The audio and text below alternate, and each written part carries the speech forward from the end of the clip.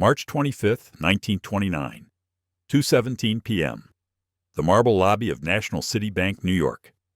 Charles Mitchell, 52, stood before reporters, his voice echoing like a prophet announcing salvation. 30 minutes earlier, the Federal Reserve had restricted credit to stop stock speculation. The market plunged 5%. Panic spread through Wall Street like wildfire. Mitchell adjusted his tie and made an announcement that would change financial history. National City Bank will lend $25 million into the market. We have an obligation to our customers.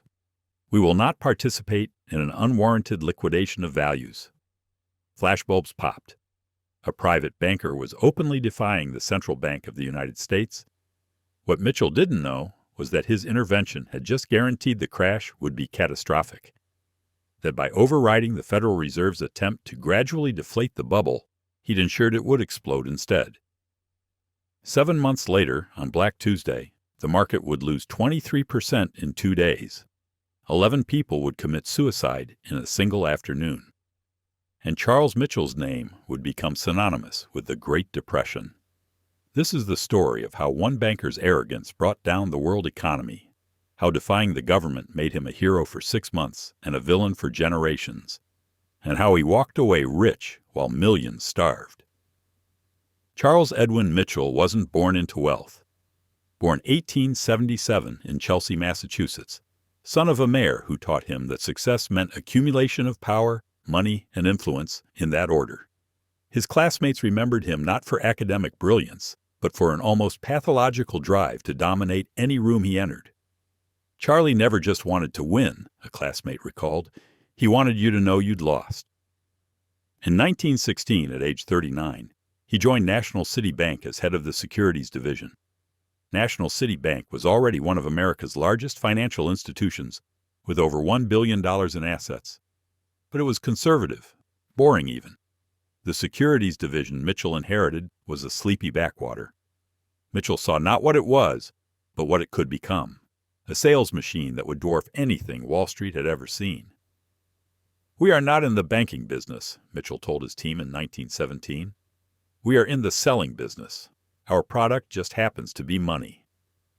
He transformed National City's Securities Division using techniques borrowed from used car dealerships and door-to-door encyclopedia salesmen. He hired hundreds of aggressive young men and subjected them to brutal training programs emphasizing closing deals above everything else. Salesmen were taught to create artificial urgency, appeal to greed and fear simultaneously, bury risk disclosures in technical jargon, and target emotional vulnerabilities. Widows were told these securities would protect their husband's legacy. Teachers were told they were investing in America's future. Most insidiously, Mitchell instituted a quota system so aggressive that salesmen who failed to meet monthly targets were immediately fired. "You will sell these securities," Mitchell informed his sales force, "or you will sell your desk back to me for scrap wood." By 1921, the Securities Division had grown from 30 employees to over 1,000. Mitchell was promoted to president of National City Bank, becoming one of the most powerful financial figures in America at just 44. He opened branches in every major city, targeting middle-class neighborhoods specifically. The pitch was seductive. Why should the Rockefellers and Morgans be the only ones to profit from America's prosperity? By 1925, National City had 350 securities salesmen in 61 cities, selling over $1 billion in securities annually. Mitchell himself earned over $1 million per year when the average American family earned $2,000 annually. But the sales figures masked a darker reality. Many securities were fundamentally worthless. Mitchell's most fraudulent scheme involved foreign bonds, particularly Latin American government debt. National City Bank would dispatch investigators to Latin American countries with explicit instructions to produce favorable reports regardless of actual conditions. An internal memo from 1927 was explicit. "We are not looking for reasons to reject these offerings. We are looking for ways to sell them." The investigation of Peru was particularly egregious. National City's own investigator reported that Peru's economy was fundamentally unsound, that default was highly probable within 3 to 5 years. Mitchell's response? He buried the report, produced a second investigation praising Peru's robust economic fundamentals, and proceeded to sell $90 million in Peruvian bonds to American investors. Salesmen explicitly told investors these bonds were as safe as U.S. government securities. This was a lie so brazen it would later result in congressional investigations. One widow from Philadelphia, Mrs. Emma Kohler, later testified before Congress. A National City salesman had approached her after her husband's death, convincing her to invest $15,000, her entire inheritance, in Peruvian bonds, assuring her they were impossible to lose money on. Within 3 years, Peru defaulted. Mrs. Kohler's $15,000 became worth roughly $800. She died in poverty in 1935, weighing 87 pounds in a charity hospital. Mitchell's response was chilling. Investing involves risk. People must be responsible for their own decisions. Peru wasn't isolated. National City sold over $650 million in Latin American bonds during the 1920s. By 1935, nearly 90% were in default. American investors lost over $500 million. But Mitchell earned over $3 million in commissions from Latin American bonds alone. By 1927, Mitchell had perfected a business model repeated in every financial crisis since. Create complex financial products that appear valuable. Use aggressive marketing to sell them to unsophisticated investors. Collect massive fees and exit before the collapse. Mitchell took this further through investment trusts, essentially 1920s hedge funds with virtually no regulation. National City would create a trust, issue shares to the public, then use that money to buy securities National City needed to unload. But it gets worse. The trust would create its own subsidiary trust, which would buy shares in the first trust. These trusts became increasingly incestuous, with Fund A buying Fund B, buying Fund C, buying Fund A, creating circular flow that generated the appearance of value while producing nothing. Mitchell created over 50 investment trusts between 1927 and 1929. By 1929, these controlled over $8 billion in assets. Mitchell's personal stake was worth over $20 million. The only thing supporting this towering structure was confidence. Mitchell's genius reached its apex in margin lending. National City Bank offered margin loans with as little as 10% down. An investor could buy $10,000 worth of stock while putting up only $1,000. If the stock rose 10%, the investor made 100% return. It was intoxicating. But if the stock fell 10%, the investor lost everything and still owed money. Mitchell understood the danger perfectly. Internal memos show he was warned repeatedly by his own risk officers. His response was to fire the risk officers and expand the program. By early 1929, total margin debt exceeded $8.5 billion, roughly 10% of the entire U.S. economy. This created a feedback loop of pure financial insanity. Easy margin loans allowed more people to buy stocks. Increased buying pushed prices higher. Rising prices convinced more people to invest. Banks lent more money because rising prices made loans appear safe. The stock market had become a Ponzi scheme with extra steps. Mitchell not only participated in this insanity, he actively promoted it. In speeches throughout 1928 and early 1929, he assured the public that stock prices reflected real economic value. The concerns about overvaluation were pessimism from those who don't understand the new economy. Sound familiar? The same language would be repeated in 1999, 2007, and every bubble since. By early 1929, the Federal Reserve understood the danger. In February, they issued a warning against speculative excess. This led to Mitchell's most brazen act. On March 25, 1929, the Fed announced it would restrict credit to banks lending for stock speculation. The goal was clear: deflate the bubble gradually before it burst catastrophically. The market immediately plunged, and then Mitchell committed the act that would define his legacy. That afternoon, Mitchell announced National City Bank would lend $25 million directly into the stock market in defiance of the Federal Reserve's wishes. The Federal Reserve's actions are irresponsible. National City Bank will not participate in a liquidation of values. It was extraordinary. A private banker was openly defying the central bank. The effect was immediate. The market stabilized, then resumed its climb. Mitchell was hailed as a hero. Newspaper editorials praised his courage. But Mitchell's intervention had accomplished something far more dangerous. He had signaled that the game was rigged, that powerful bankers would never allow losses, that the Federal Reserve could be overruled. This created moral hazard, encouraging even worse decisions. This same dynamic would play out in 2008. Mitchell wasn't stupid. His personal diary from summer 1929 reveals a man who knew exactly what was coming. July 15th. Sold another $1 million in stock today, converting to cash and gold. The small investors are still buying enthusiastically.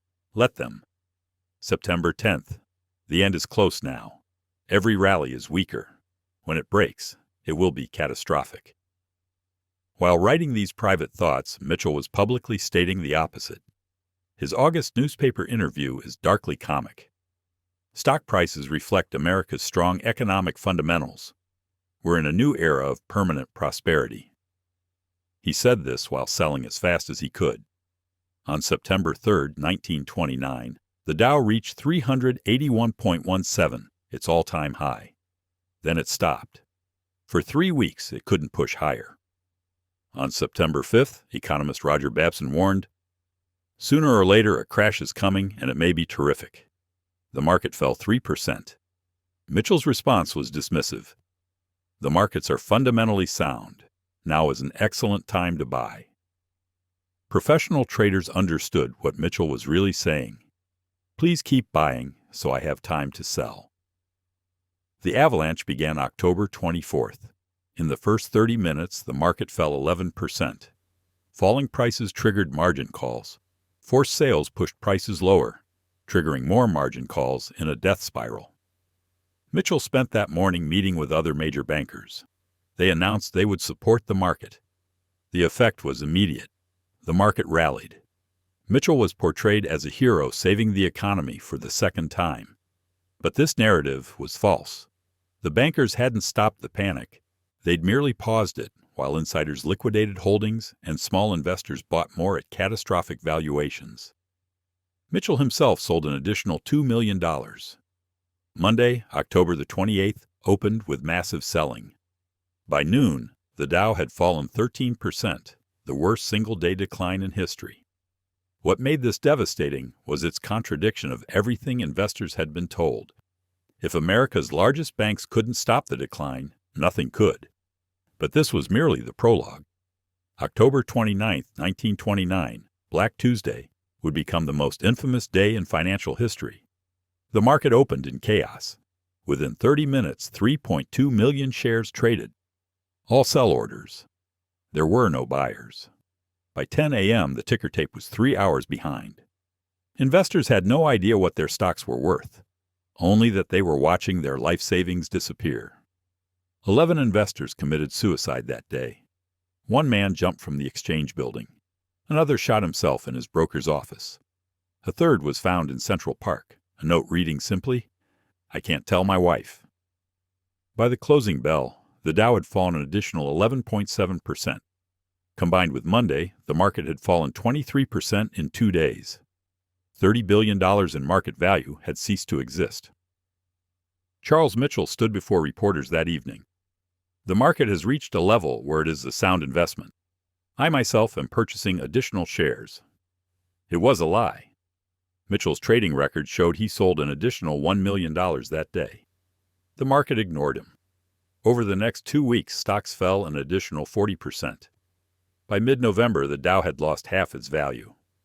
Throughout 1929 to 1930, Mitchell maintained public confidence while National City hemorrhaged behind closed doors. The investment trusts collapsed like dominoes. Latin American bonds defaulted. Margin loans went bad. By December 1930, National City had written off $100 million. Most brazenly, Mitchell engaged in tax evasion. On paper, he sold National City stock to his wife at a loss, generating a tax deduction. 3 days later, his wife sold it back at the same price. The stock never changed hands. This saved Mitchell over $850,000 in taxes while Americans starved. By 1932, unemployment exceeded 25%. Banks were failing by the hundreds. The American people wanted someone to blame.